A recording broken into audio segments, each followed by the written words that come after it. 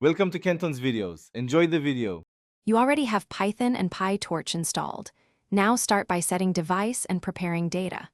First, move samples into a dataset class, apply transforms like normalization and random crop, then create data loader with shuffle for training and a reasonable batch size, for example 32. Define the network's input and output dimensions so layers match your labels. Once done, set the device variable to CUDA when available, and seed torch for reproducible initialization. Make sure to pin memory when using GP. You will create a subclass of NN. Module and implement forward to connect layers cleanly. Use blocks like conv right arrow batch norm, right arrow re-LU, or linear right arrow dropout when appropriate. This reduces covariate shift and overfitting.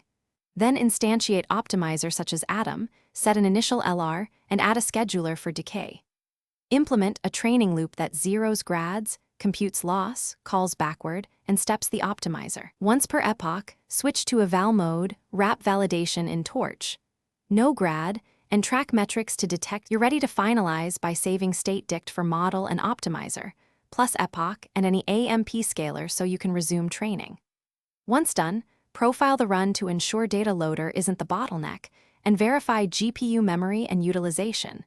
Make sure to use pin memory and num workers tuned for your system. If training fails or loss stalls, reduce the learning rate, clip or inspect gradients for exploding values, or temporarily simplify the model to isolate the issue. This usually reveals the root cause.